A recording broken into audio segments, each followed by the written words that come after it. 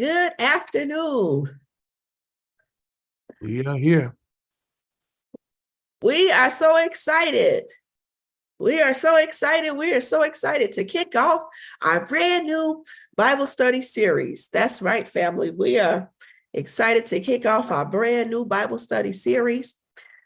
I know you're saying to yourself, what is the topic? What's the topic?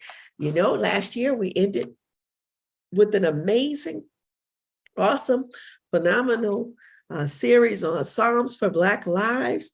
That was awesome, where we took a wonderful deep dive into the Psalms. And so now we have discerned that next steps for us as we kick off 2023 is to have another wonderful, exciting, phenomenal topic.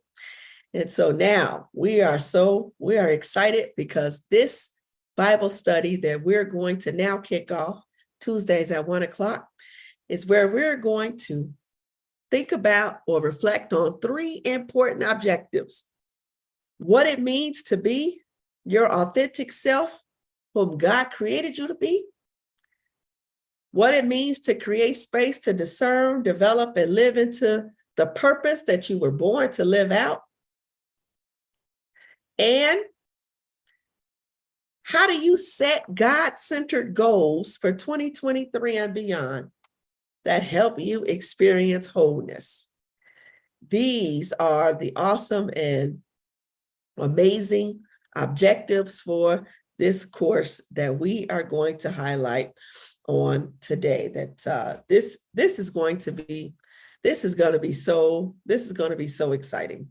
And so this is the focus of our time together. As we start 2023, this is a time period or space of new beginnings.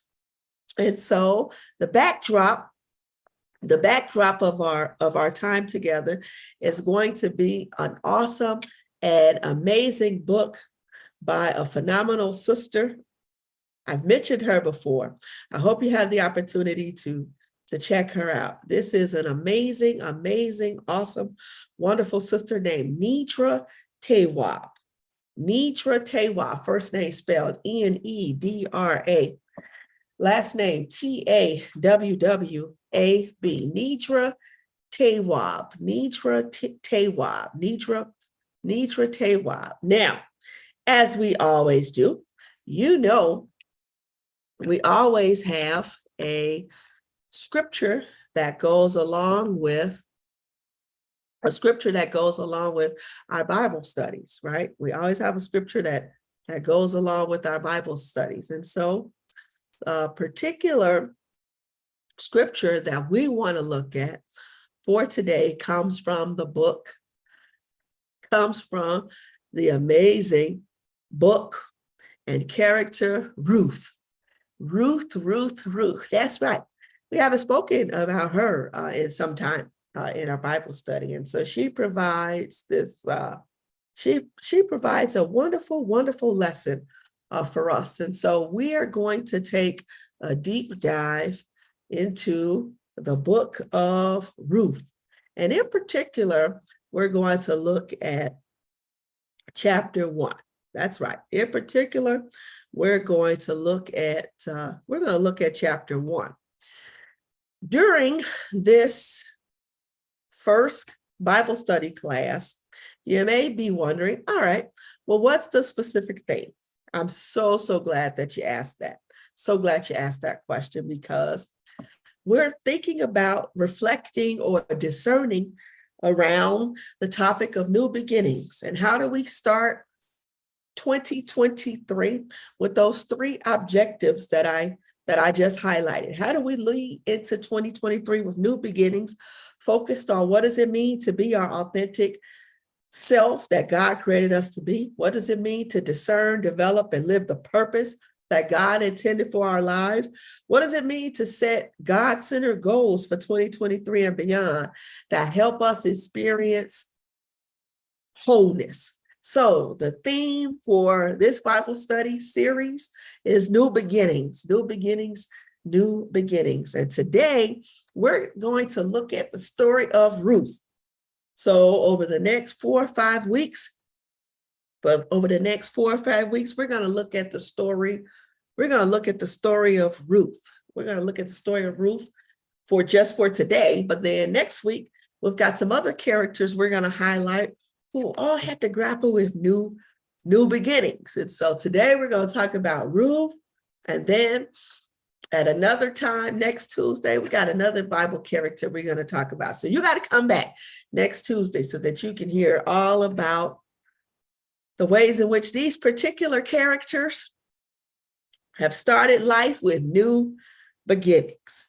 I'm going to share my screen. I'm going to ask that you have pen and paper handy because you don't want to miss the amazing gold nuggets that we're going to share on today. And so first and foremost, we want to check out Ruth, and we're going to check out her story from the New Revised Standard Version. You know the story of Ruth. You've heard this story time and time again. In the days when the judges ruled, there was a famine in the land, and a certain man of Bethlehem in Judea went to live in the country of Moab, and he and his wife and 2 sons. The name of the man was Elimelech, and the name of his wife Naomi, and the names of his 2 sons were Mahlon and Chilion. They were Ephrathites from Bethlehem in Judea, and they went into the country of Moab and remained there. But Elimelech, the husband of Naomi, died, and she was left with her 2 sons. These took Moabite wives.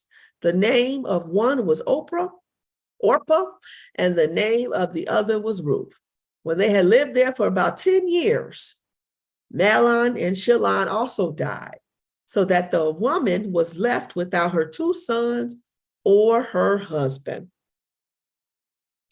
She then started to return with her daughters-in-law from the country of Moab, for she had heard in the country of Moab that the Lord had consideration for his people and had given them food. So she set out from the place where she had been living, she and her 2 daughters-in-law, and they went on their way back to the land of Judea. But Naomi said to her 2 daughters-in-law, "Go back, each of you, to your mother's house.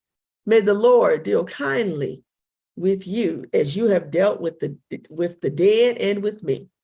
The Lord grant that you may find security, each of you, in the house of your husband." Then she kissed them, and they wept aloud. And she said to her, "No, we will return with you to your people." They said to her, "We will return with you to your people." But Naomi said, "Turn back, my daughters. Turn back. Why will you go with me? Do I still have other sons in my womb that may become your husbands? Turn back, my daughters, and go on your way. For I am too old to have a husband, even if I thought there was hope for me. Even if I should have a husband tonight and bear sons, would you then wait until they were grown? Would you then refrain from marrying? No, my daughters, it has been far more bitter for me than for you, because the hand of the Lord has turned against me." Then they wept aloud. Orpah kissed her mother-in-law and left, but Ruth clung to her. And Ruth pens these beautiful words. She says, "See, do not press me to leave you, my mother-in-law Naomi, or turn back from following you. Where you go, I will go. Where you lodge, I will lodge. Your people shall be my people, and your God, my God. Where you die, I will die. There will I be buried. May the Lord do thus and so to me, and more as well, if even death parts from me." When Naomi saw that she was determined to go with her, she said no more. And the 2 of them went on until they came to Bethlehem. And when they came to Bethlehem, the whole town was stirred because of them. And the women said to Naomi, "Is this the one who was the husband of Elimelech, who recently had died?"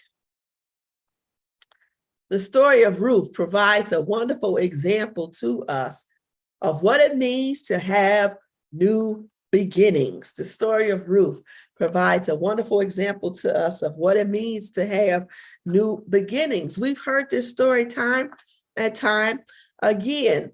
What does it look like when you have a vision for the future and then all of a sudden something occurs and there's a shift, there's a change. Maybe tragedy has struck. This is what has happened to Naomi. Her husband has suddenly died, along with her two sons. Life gets no more tragic and chaotic than that. Can you imagine the pain that our sister Naomi had felt? Maybe you've been just like Naomi. Maybe you're currently going through a Naomi experience. Many of us, we've all been there at one point or another. Many of us have been there a couple of times. Maybe 2022 represented your Naomi moment, and now you are trying to discern, what does 2023 have in store for you? What does 2023 have in store for you? In some sense, again, aligning with our three objectives, how do we discern after having a chaotic, tragic moment occur in 2022, as we move into 2023, how do we discern, experience, live into a new identity, a new mission and purpose that God has divinely purposed in each of our lives? And how do we achieve wholeness, right? These become the three overarching questions that we now are forced to grapple with.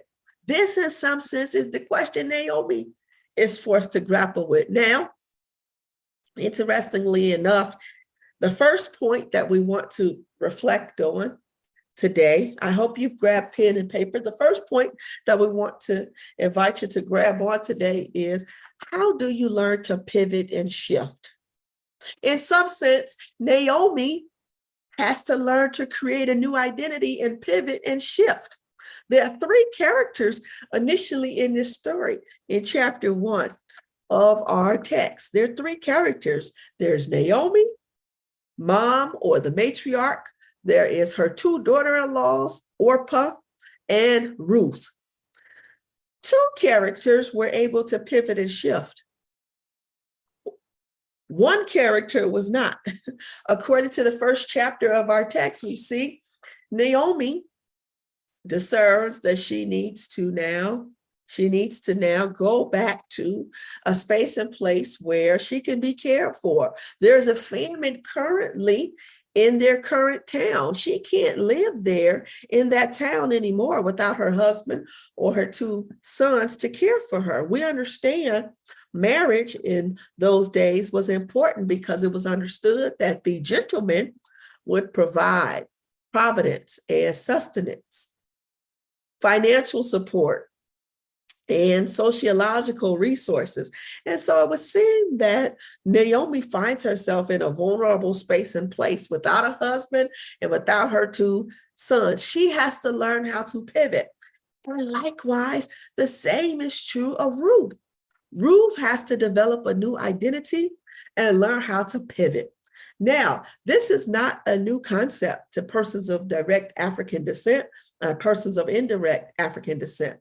According to Dr. Lee H. Butler Jr. in his book,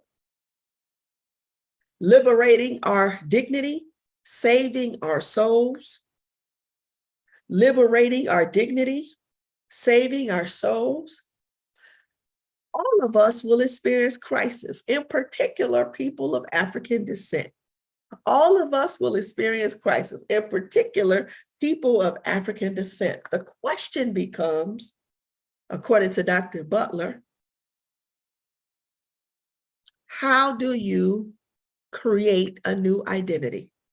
So a phrase that he highlights oftentimes is, crisis breeds creativity. Crisis breeds creativity. Ruth in this text and Naomi in this text are called to breed a new creative identity, a new sense of self divinely purposed by God. But there's one character in this story who said, I'm not going to create a new identity. I'm going to go back to my home. I'm not going to stay with you. I'm going to just go back to what's familiar, go back to what I know, go back to what I'm used to. And that's our sister Orpah. So the first reflective question that we have to grapple with is, are we able to pivot and shift? Not everybody is able to do that. How do you make the adjustments in life to pivot and shift when crisis arises? Maybe you left or walked out of 2022 with a crisis, and now 2023, you are trying to discern, all right, I got to shift. It's a new year. It's new beginnings. How do you do that? The second reflective question that this text forces us to grapple with is, everybody's not going to be able to pivot and shift with us. Think about the character Orpah. Orpah didn't come with Naomi and Ruth into their new beginnings, into their new identity. And so the second reflective question that we have to reflect on is, what people do we need to say goodnight to? What people do we need to let go of? What person in our lives that we may want to bring along, may want to pull with us into our new beginnings, is just not going to go? How do we be okay with this idea, this notion, this fact that not everybody is going to go with us into our new beginnings? Not everybody is called to shift with us. Some people, we may have to leave in 2022. Some people, we may have to say, you know what, you can't go with me into my new beginnings. Maybe some people may remove themselves out of your life because they themselves are afraid. How do you let go of folks who want to let you go? How do you say to yourself, I'm not going to keep people who don't want to stay in my life? Who are the people in your life that you've been trying to hold on to that they really, really, really have been kicking and screaming to get away from you? They really, really, really been trying their best to detach from you, but you've been holding on to them. How do you let go? How do you let go and let them move and shift? Let them move and shift away from you. Dr. Tawwab, Nitra Tawwab, invites us to reflect on, how do we move into 2023 energy? 2023 energy that says, I got to do some things different as I move into 2023. And one way of doing some things different, according to Dr. Tawwab, is to move into 2023 saying, how do I redefine some family relationships? That's right. Dr. Nitra Tawwab says, in order to move into a new identity, in order to move into a new purpose, in order to experience wholeness in the new year, sometimes that means we have to shift the type of family relationships that we have. She says, and we're going to spend some time talking about one theme every week. She says there are 4 or 5 things that we have to do. There are 4 or 5 things we have to do in order to embrace new beginnings. She says the first thing that we have to do to embrace new beginnings is to shift some family relationships. She says, unfortunately, family can hinder us and harm us from fully embracing, fully walking into that which we are called to be and to do.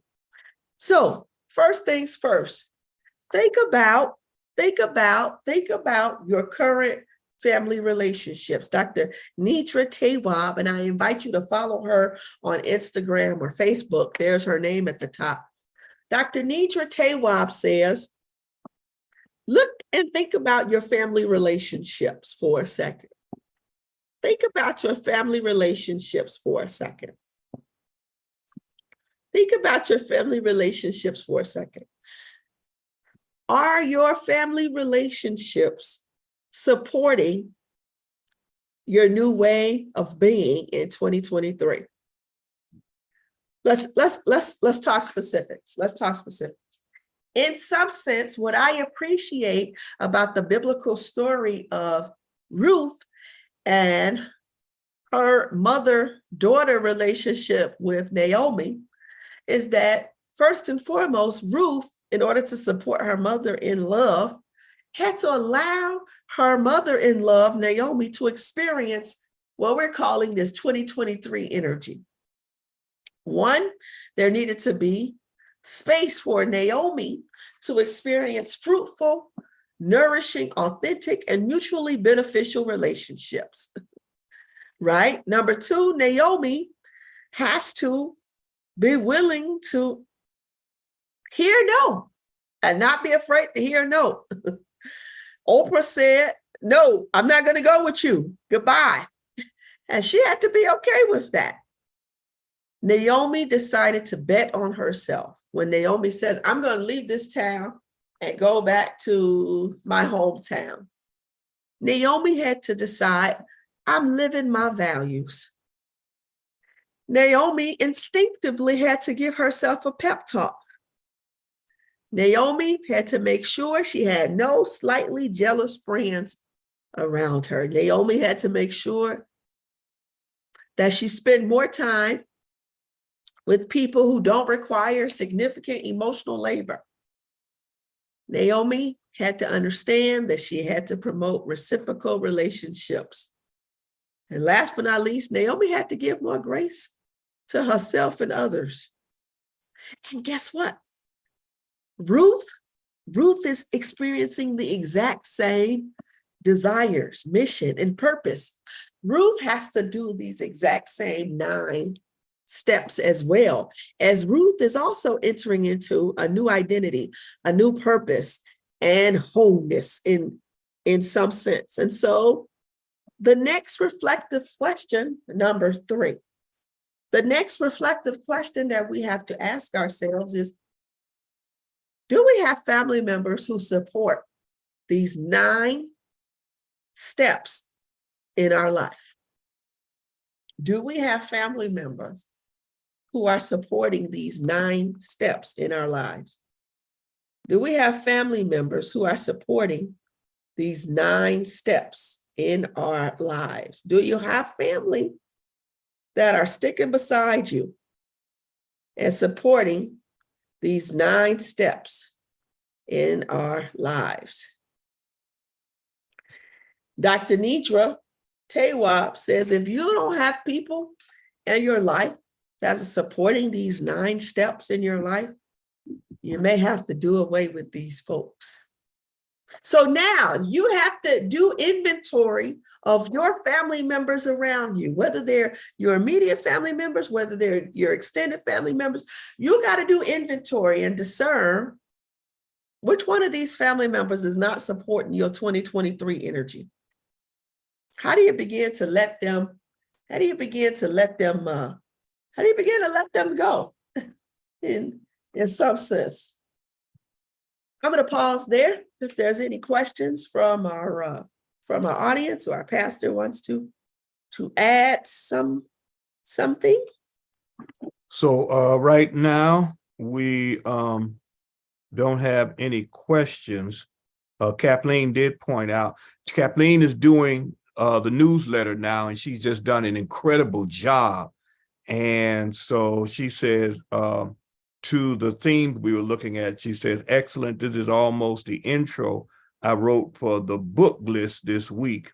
She says, I will add this one to the list, Nidra Tawab, and that. And I want to just add that as you were going along, I was thinking of, I opened up Sunday sermon with a quote from a guy who meditated with a Buddhist monk for something like 15 hours a day for 6 months straight. Wow. He had some stuff he discerned. And one of them was, I quoted this one: finding yourself is an act of love. Expressing that is an act of rebellion. Wow. Finding yourself is Wow. an act of Wow. love. Expressing it is an act of rebellion. In a culture like this that doesn't want you to love on yourself, like Nidra is pointing out with these points, then loving yourself is an act of rebellion against that. Wow. Oh, Yeah. wow. I had to write that. Oh, wow. Yeah. I'm going to say that you said it. Wow. Wow. Finding yourself is an act of love. Expressing that is an act of rebellion. That's awesome. That's awesome. Thank you. Thank you. Yes, yes, yes. Yes, yes, yes. Dr. Nidra Tawab says the second point that is important for us to highlight, she says, as we begin to examine our families, she says we also have to grapple with, okay, there are some rules that we want our family to live by. There are some guidelines that we want family to adhere to. And she says it's so important as we mature and move into 2023. We desire to live out, number one, no more shallow connections. No more shallow connections. What does it mean to have relationships with family members that are based on deep connections, not just some superficial connections? I got a couple of family members that don't know anything about me, because whenever we get together, the conversation is just shallow. What you eat for breakfast? Oh, that sounds cool. What you eat for dinner tonight? Oh, that sounds cool. And that is it. That is the extent of our conversations. Other than that, they know nothing else about me. How do we, as we move into 2023 and we're trying to accomplish a new identity and we're trying to accomplish a new purpose and we're trying to move into wholeness, what does it mean to embrace family members who we can have deep conversations with? How do we embrace family members and relatives who we can have deep conversations with? No more shallow connections. No more judging others for making mistakes that we have made too. No more judging family members for making mistakes that we've made too. No more gossiping about others to feel good about myself. No more minimizing my accomplishments. Dr. Tawab says, do you have family members that minimize your accomplishments? Do you have family members that all they like to do is gossip with you about other family members? She said, that's not good. We need to stop gossiping in our families. We need to stop keeping family members around us that minimize our accomplishments. Doing everything on my own. I'm okay with asking for help. Who in your family's been trying to reach out to you to say, hey, I can help you with that, but you've been shutting them down. You've been saying, nope, I'm going to do it on my own. I'm going to go it alone. No. How do you connect with family members how do you connect with family members so that family can support you? Listening to everyone's opinions is also another piece that we have to begin to lessen in our lives. Putting energy into unhealthy relationships.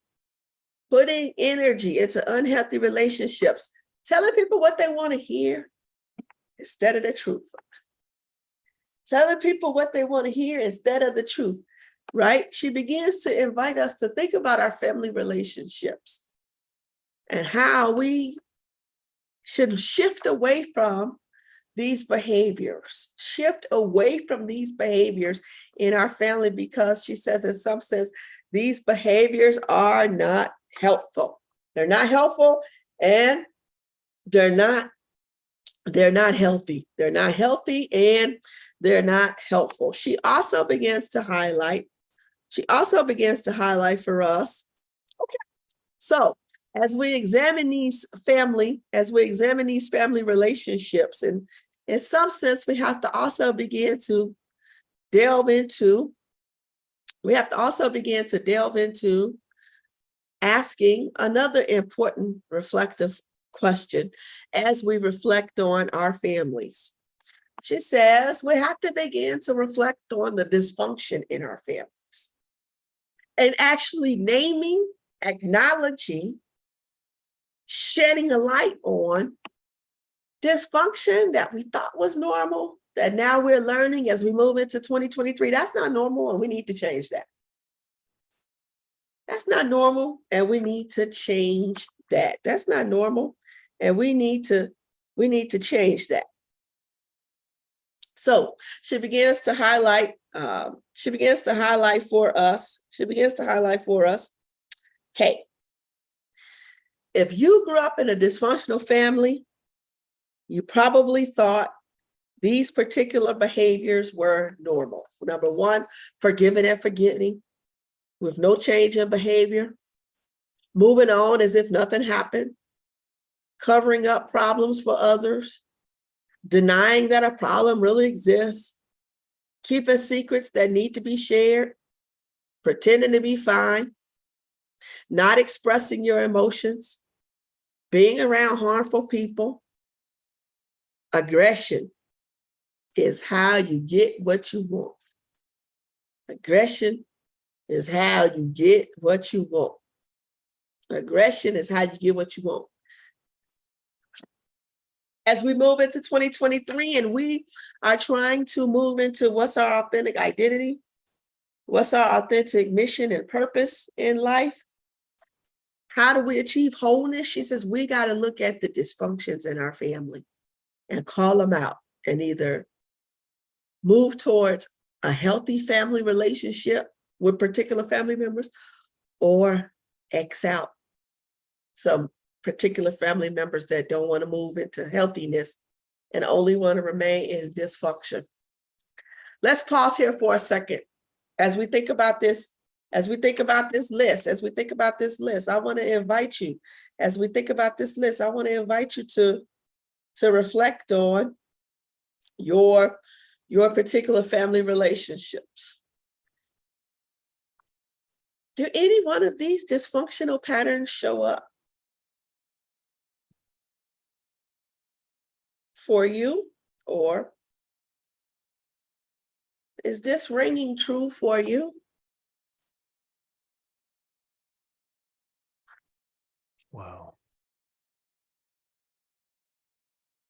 We're waiting on Deborah Rowe says, what's been presented so far is powerful.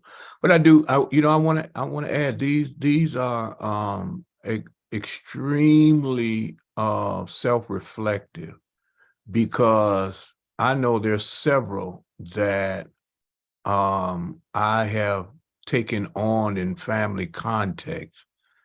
And, one is pretending to be fine. It's where, I know there's a term for it, and I'm blocking it right now in my mind, but it's this thing about, trying to make sure everybody else is okay, or,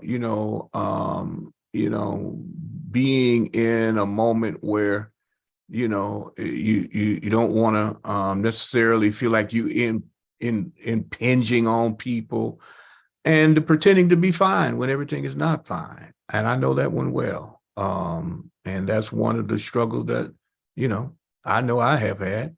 And 2023, we're gonna lick this thing. Yeah. But yeah, this is extremely self-reflective.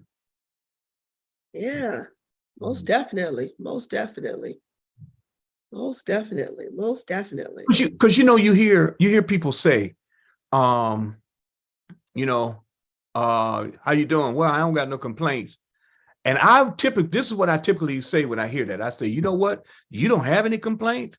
That's good, because I got plenty. And then and then this is what they come back with. Well, I ain't gonna complain because ain't nobody listening. Yes. See what I mean? And so then we get right down to the heart of it, where you don't feel like anybody's listening. Kathleen says, as I have gotten older, these are things that you learn to avoid doing to protect yourself whether you grew up in a totally dysfunctional family or not. Yes. Mm-hmm. Yes. And Deborah Most Rose definitely. said, yeah, Deborah Rose said all 9 of them.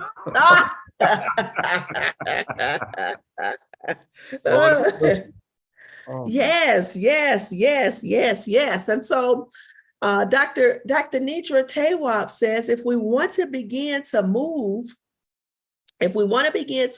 into really tapping into our divine identity, our divine mission and purpose, we've got to develop healthy family relationships. We've got to take an inventory. We got to take an inventory of our family relationships and begin to discern, okay, how do we begin to move into developing healthy family relationships? And what does that mean? What does that look like? What does it mean to develop a healthy family relationship? Meaning, how do we create or embody being a role model in our family? How do we have a peaceful holiday gathering? How do we create fond memories? How do we create a stable home to return to when we need refuge? How do we provide support when life events happen, such as weddings, baby showers, or graduations? How do we create a culture or environment in this family where there's freedom to express our emotions openly? How do we create safety? How do we create connection so that people in the family feel connection or people in the family feel safety? How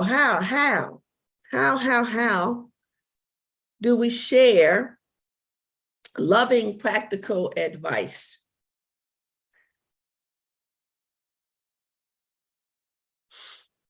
How do we let our children be children? Whoever is or are the children in our family. How do we support the children not growing up too fast? Right? In some sense, Dr. Nidra Tawab, I'm going to shift for a second, but this is very interesting. In some sense, Dr. Nidra Tawab highlights, you cannot move into your identity, purpose, and wholeness if you have family members that are holding you back and not doing these particular things. And so in some sense, one's ability to achieve their true, authentic, divine identity and purpose and wholeness is really a communal aspect, meaning your family around you has to live into these healthy behaviors. And if they don't, if your biological family does not move into these healthy behaviors, how do you create non-biological or chosen family relationships who can provide you this? If you don't have biological family members who can provide you this, how do you create family relationships with non-biological persons in your life who can give you this? How do you create relationships with non-biological family members who can give you this?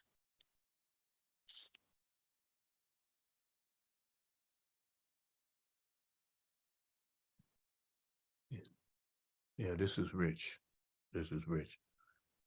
And not be swayed by certain family members who use the guilt trip of we're family and we all we got.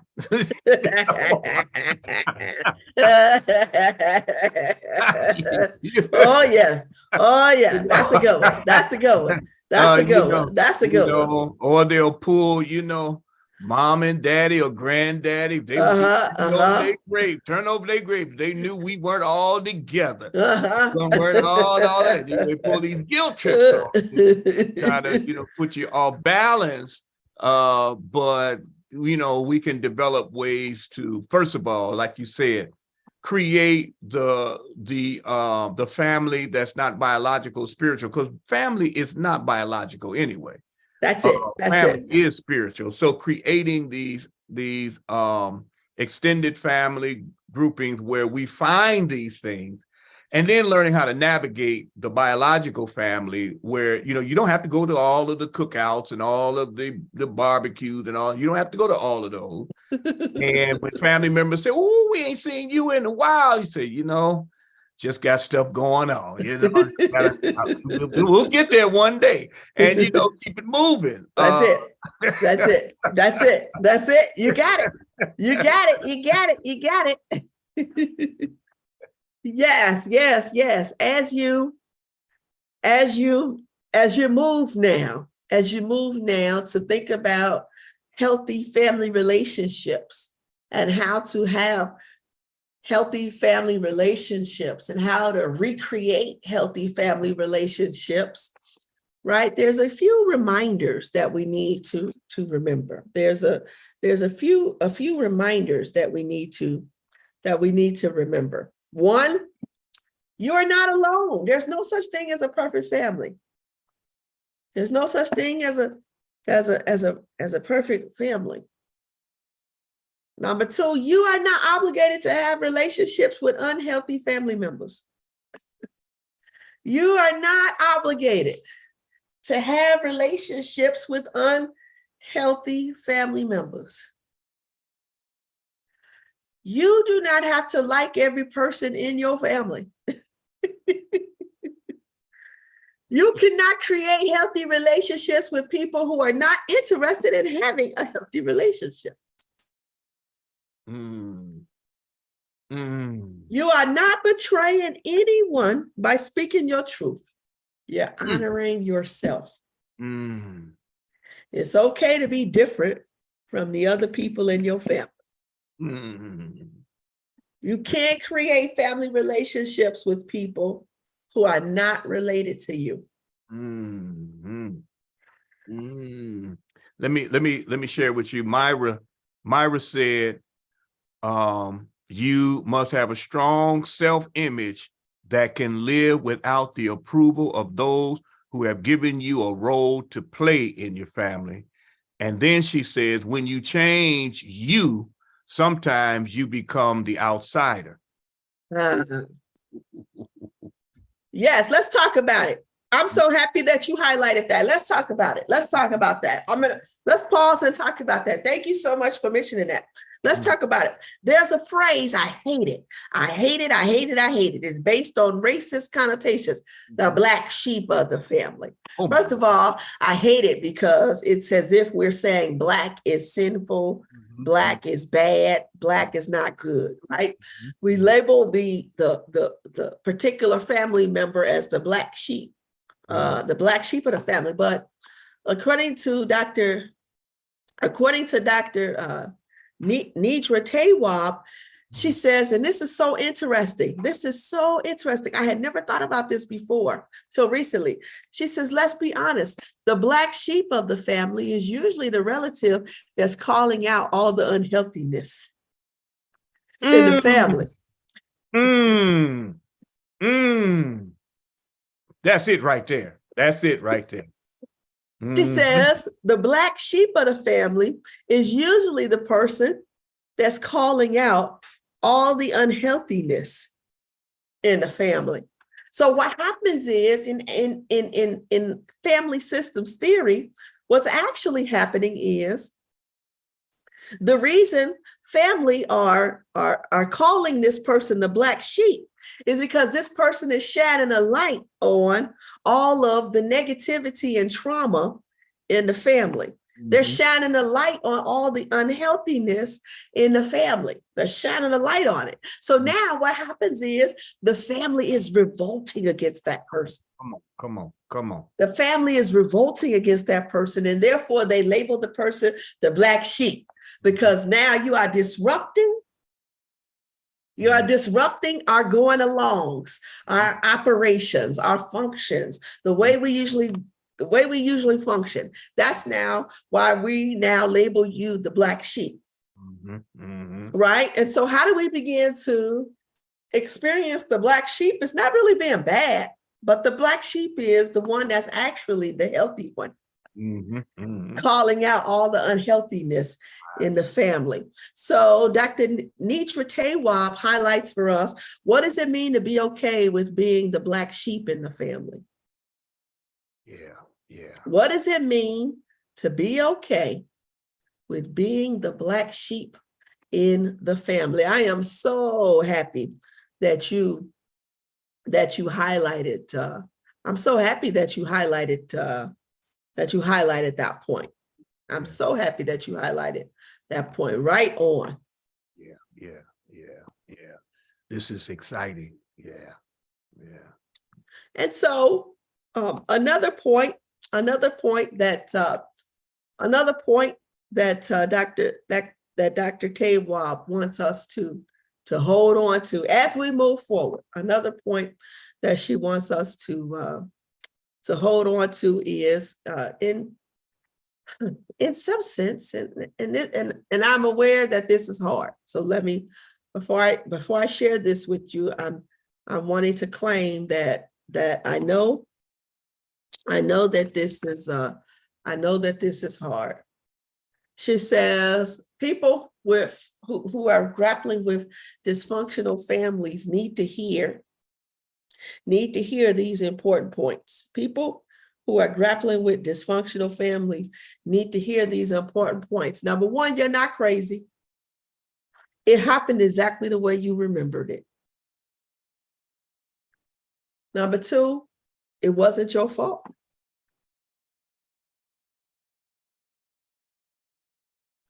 Adults are supposed to protect, not harm.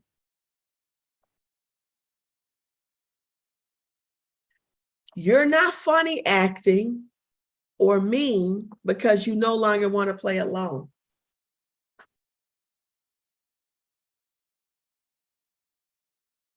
You don't have to forgive, forget, or pretend.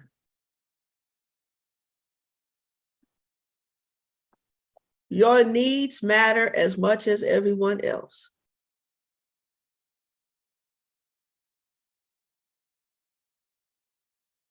You can give people grace and still not allow them an opportunity to injure you.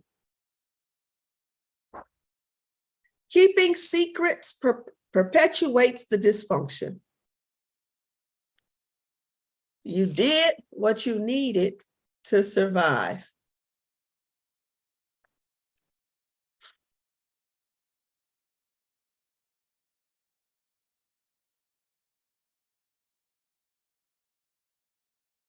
Mm.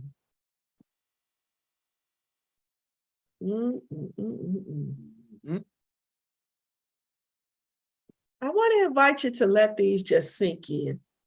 This is healing for someone. This is healing for someone.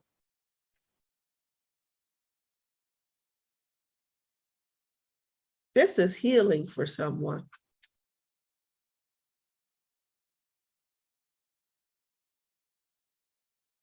Of all the slides, this for me is the most important. Of all the slides, this for me is the most important.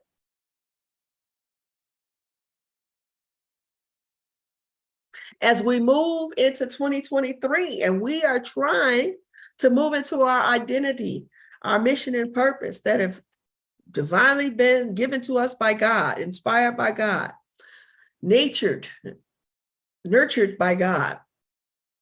There are ways in which we have to redo our family relationships. There's ways in which we have to address our dysfunctional family relationships, to realize, to accept, to heal in these particular ways, and that you see these particular dynamics on our screen.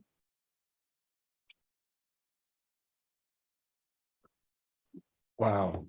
Deborah, I'm going to pause there. Oh, I'm sorry. Oh, no. You're right. Deborah Rowe had said, this what you just presented is so deep.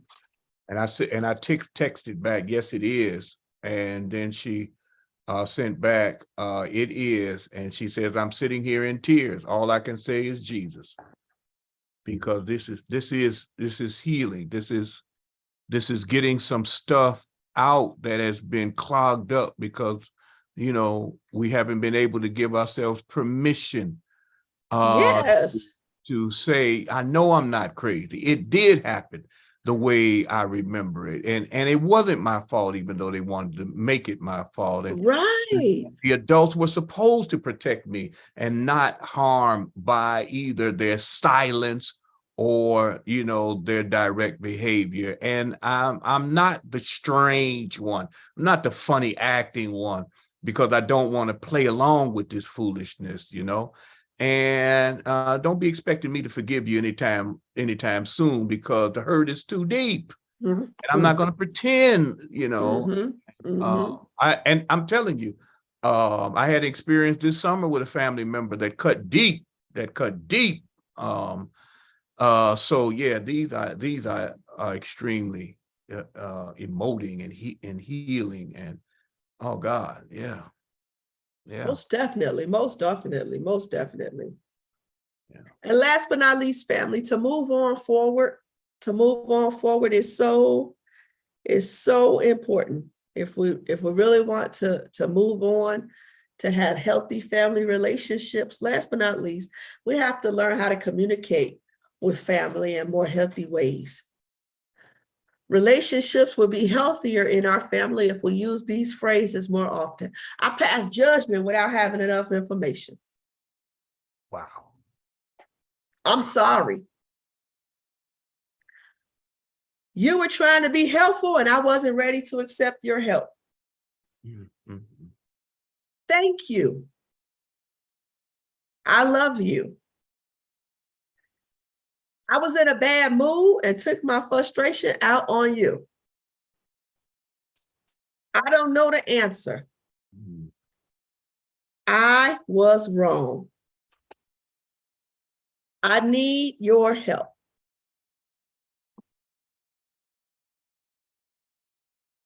Mm.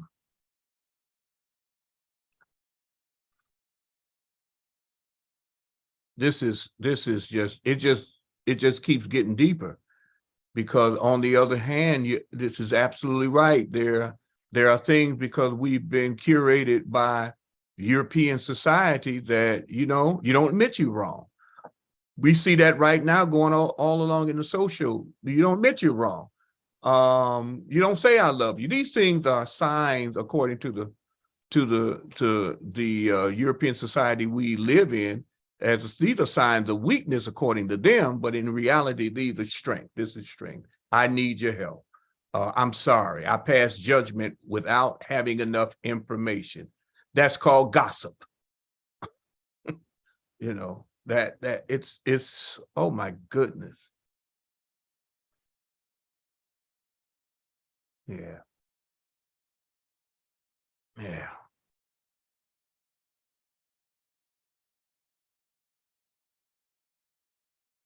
There is an awesome and amazing book. If you want to read more about these highlights, right? So today we talked about family. Today we talked about family and how to have healthy family relationships, and because healthy family relationships help us move into our true identity and call. But let me say, next week, we're gonna be talking about our intimate romantic relationships. Right? What helps us move into our true authentic identity, mission, and purpose, and achieve wholeness is our who we lay down at night and go to sleep with. That also impacts us. So that's what we're gonna be talking about next week. The week after that, we're gonna get into our friendships. What helps us move into our authentic identity, mission, and purpose, and achieve wholeness? That's who are our friends, our friendships. Then we're going to move into, according to Dr. Nidra Tawab, the following week, we're going to move into work, our jobs. She says, do you know your job can keep you from moving into your true, authentic identity, mission, and purpose? Your job, your 9 to 5. And then last but not least, she says, social media can keep you from moving into your true, authentic identity, and calling. When we think, so today is family, next week, romantic relationships, the week after that, friendships, the week after that, our jobs, our work environments, then the week after that, social media and technology. So today was all about family, and we read the story of Ruth and Naomi and their family relationship, right? And we know the end of the story. The end of the story is eventually Ruth meets Boaz, right? And her life changes forever. Her life changes forever. So reflective question. Let's jump back to, as we're almost at our closing time. Ironically, let's jump back into something really ironic. Why did we pick Naomi and Ruth to highlight in our story today around family relationships, and how family relationships either will support or hinder our identity or our mission and purpose that God has given to us, and either will help or hinder our ability to achieve wholeness? Is because, let us remember, by moving into healthy relationships and being able to start a new identity over, right? Ruth creates a healthy relationship with Boaz later on. Ruth creates a healthy relationship with her mother in love, and doesn't just abandon her mother in love because crisis erupts in their lives. And as a result, what becomes her long-term identity, her mission and purpose? Who knows? How do we esteem Ruth in our Christian faith? Who does Ruth later become the relative of in our Christian faith? If anybody who's watching via YouTube could answer this question, whoever can answer this question, we got a special prize for you. Does anybody know? If you can answer this question, we got a special prize for you. All right, y'all in the chat, who knows who Ruth is the ancestor of? Anybody know? Where the Bible scholars? Ruth sets a chain reaction. Hey, nobody's typed in yet. Oh, well, you missed it. Yeah, they trying to the pastor was going to give you a check for $5,000 if you whoever got that answer right. But oh well, you missed out. You missed out. Nobody responded. Door closed, gate come down. Yeah, well, that was go.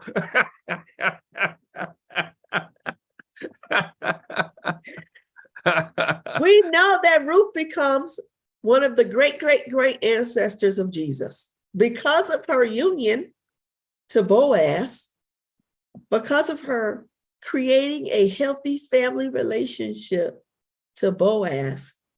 She now sets the stage for becoming a great ancestor to Jesus, our beloved Savior. And this is why Dr. Nadra Tawwab says it's so important to really examine your family relationships, because if you're not creating healthy family relationships,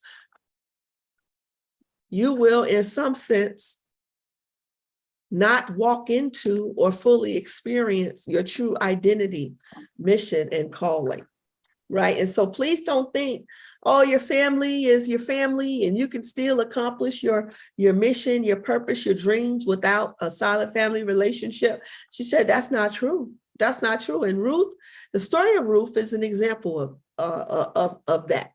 For more about this family, check out this book, Set Boundaries, Find Peace, a guide to reclaiming yourself.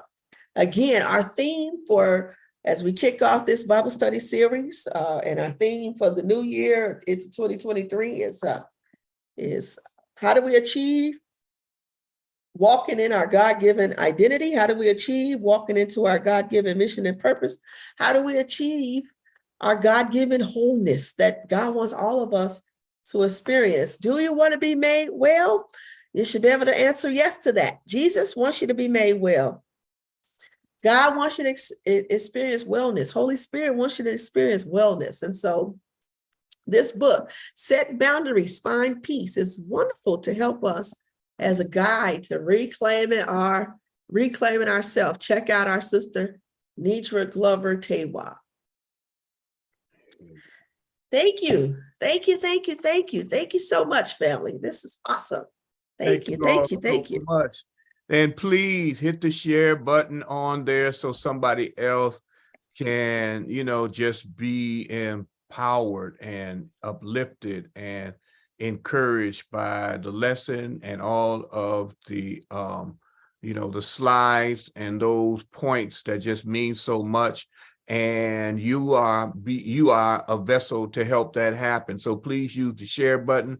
But then incredibly so, please make sure you show up next week, 1 p.m. Invite somebody else, because again, next week is about our intimate relationship. Ooh, so Yeah. we have the boldness. All right. Thank you all so much. And we will see you